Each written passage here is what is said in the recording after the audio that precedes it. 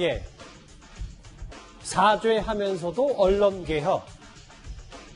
김의겸 의원 얘기입니다. 김진애 의원이 서울시장 출사표를 던져서 국회의원직에서 물러났고 그 비례대표직을 승계받은 김의겸 의원이 오늘 상임위 데뷔전을 치렀습니다. 대정부 질문 직전에는 국회에서 이런 말을 했습니다. 그 화면부터 준비했습니다. 우선 사죄의 말씀부터 드리겠습니다.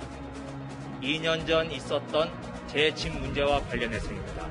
온 국민이 집값 문제로 불안에 떨고 있는데 공직자인 제가 큰 돈을 들여 집을 샀습니다.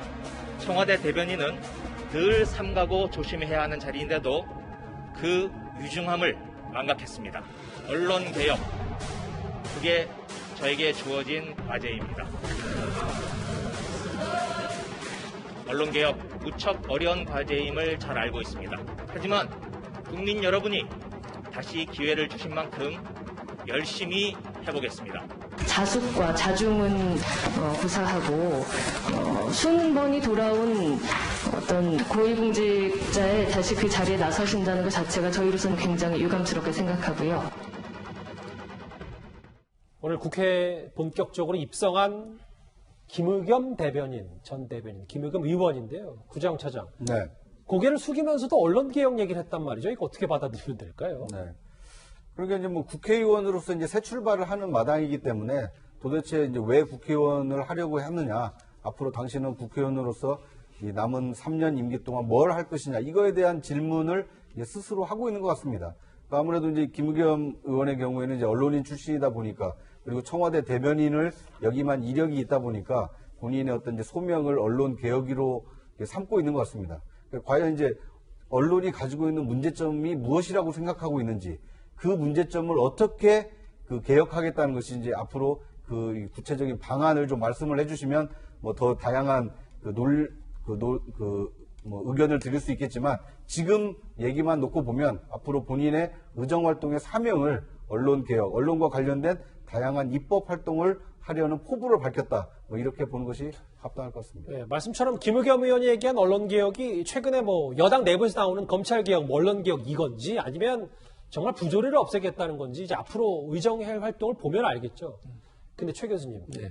화면을 좀 다음 걸 볼 텐데, 야당에서는 이제 매일 꼬리표처럼 붙긴 할 게지만 자숙과 자중은 고사하고 유감스럽다. 오늘 상임위에서 배현진 의원이 이렇게 받아주셨습니다. 그러니까 김의겸 지금 의원이 됐죠. 의원 같은 경우에는 이번에 또 사과를 했어요. 뭐 사과해야죠, 당연히. 그러니까 본인이 어쨌든 대변으로 있으면서 그런 일을 했다고 하는 것에 대해서는 국민적 공감대를 얻기 어렵기 때문에 사과하는 게 더 맞다고 생각하고요. 본인 입장에서는 이제 어쨌든 사과하고 어렵게 왔다라고 얘기를 했고, 그래서 사실은 원래는 그 전에 김진애 의원 자리를 지금 이어받은 거 아닙니까? 김진애 의원이 국토위 소속이었어요. 그래서 국토위로 가려고 했는데 이제 논란이 되잖아요. 부동산 투기 의혹이 있었기 때문에. 그래서 상임위도 바꿔서 결국 문체위로 가게 됐는데, 본인이 또 신문사 출신이고 언론사 출신이고, 왜냐하면 문체위가 신문사 관련된 정책을 입안하고 또 제도를 만드는 곳이거든요. 네. 그래서 방송은 방통에서 하지만 문체위가 신문 관련된 업무를 하기 때문에 아마 그 부분으로 간 것 같고요.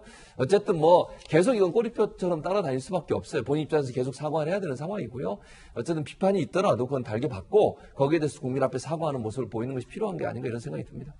이현정 의원님이 발언 기회를 달라고 하셨습니다. 네. 말씀하십시오. 저도 이제 기자 생활을 30년 하고 있는데요. 도대체 김의겸 의원이 이야기하는 언론 개혁이 뭔지 참 문외한이라서 잘 모르겠어요. 아마 최진봉 교수님이 이 언론 학자시니까 여당과 김의겸 의원이 이야기하는 언론 개혁이 어떤 겁니까? 정말 언론을 어떻게 하겠다는 건지, 미국에도 언론 개혁이라는 말이 있나요? 전 최진봉 교수님 한번 교대를 듣고 싶어서. 잠시만요. 지금 제가 저한테 질문을 몰랐어요. 그렇습니다. 진행을 진짜 하신 거죠? 아니 정말 도대체 뭘 하겠다는 겁니까? 언론이라는 게 그냥 언론이 자연스럽게 놔두면 언론 스스로가 하는 것인데, 도대체 그럼 언론을 통제하겠다는 건지, 아니면 언론을 어떻게 하겠다는 건지, 참 언론개혁 말은 많이 하는데 도대체 저는 모르겠어요. 여당도 지금 윤호중 대변인도 원내대표도 언론개혁 하겠다고 그러는데 어떻게 하겠다는 겁니까, 언론개혁을? 저는 참 이해를 좀 잘 안 돼서 그렇습니다. 최 교수님 솔직히. 답변을 안 하실 수는 없을 것 같은데, 저한테 진짜 김의겸 질문을 의원이 말하는 언론개혁이 제가 김의겸 의원을 만나보지 않았기 때문에 어떤 형태의 언론개혁을 얘기하는지는 제가 잘 모르겠어요. 이제 예. 본인이 나중에 어떤 형태의 법안을 만드느냐 이런 부분을 볼 것 같고요. 언론개혁이라고 하는 거 이렇게 생각해 볼 수는 있겠죠. 언론개가 갖고 있는 여러 가지 이제 뭐 좀 부족한 부분들을 바로잡겠다는 건데 언론의 자유를 침해하는 범위 내에 언론개혁이 있을 수는 없는 거죠. 그건 뭐 저는 있을 수 없다고 생각하고요. 예. 뭐 예를 들면 최근에 이제 불거졌던 뭐 한 가지 예를 들어야 되니까 이현정 의원이 또 물어봤으니 ABC 협회에서 잘못된 부수를 측정하다 보니까 세금이 잘못 지급되는 부분도 있었고 이런 부분들에 대해서는 바로 잡아야죠. 그런데 제대로 잘 통제가 되고 그다음에 제대로 개수가 될 수 있도록 하는 정책을 만든다든지 그래서 이제 언론 자유를 침해하는 범위를 얘기한다고 저는 보지는 않고요. 그렇게 해서 안 된다고 보고 다만 언론계에 있었던 여러 가지 이제 뭐 부정적인 부분들이 있다고 하면 그 부분을 바로잡기 위한 개혁들을 하지 않을까 하는 생각이 듭니다. 성실한 답변 감사드립니다. 알겠습니다. 글쎄요, 본인 이제 흑석동 투기 논란 사죄를 하면서 언론 개혁을 외쳤기 때문에요. 김의겸 의원 얘기만 나오면 여권에서는 부동산 민심을 신경 쓰지 않을 수 없을 겁니다. 그런데 민주당이 새 원내대표를 선출한 지 사흘 만에 당내 부동산 특별위원회를 구성했는데 그 특위위원장으로 이 인물이 내정이 돼서 좀 논란입니다. 막상 와서 보면 되게 그 내부나 이런 것들이 아무래도 이제 신축이라 더 깔끔해 좋아 보이는데 늘 이제 임대주택에 대한 약간 선입견을 갖고 계셔서 사실 그걸 좀 깨는 게 저희한테는 되게 중요한 문제일 것 같아요.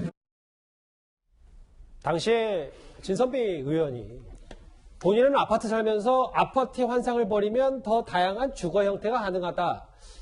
이 발언을 두고 좀 당시에도 뒷말이 많았었는데 이제 새롭게 민주당 내 부동산 특위가 구성이 돼서 거기 위원장을 맡거든요. 네. 뭐 물론 맡을 수는 있는데 그럼 이게 민주당이 말하는 회신이냐 이런 게 지금 야당의 지적인 것 같습니다. 네, 저는 일단 두 가지 측면, 성과와 정서의 측면에서 비판을 좀 하고 싶은데 성과는 진선미 의원이 이런 형태의 특위 단장 맡은 게 처음이 아닙니다. 지난해 11월에 민주당 내부에 이 새로운 미래주거 추진단이라는 형태의 특위가 형성이 되었었죠. 그런데 이 미래주거 추진단 단장이 바로 진선미 의원이었습니다. 활동을 하긴 했는데 무슨 우리가 알만한 입법 성과가 전혀 없어요.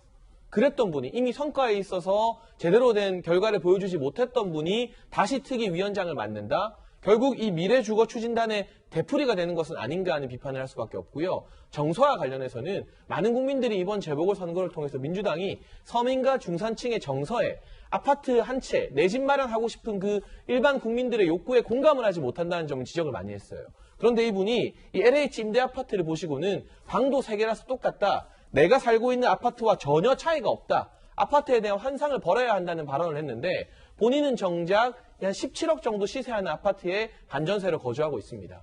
어쨌든 시가, 매매가 17억짜리 고급 브랜드 아파트에 사시는 분이 임대 아파트 가서 여기 내가 사는 아파트랑 전혀 차이가 없다. 환상을 가지고 있는 국민이 문제다. 이런 취지의 발언을 하는 게 국민적 공감대, 정서적인 측면에서 과연 납득이 되는 부분일까요?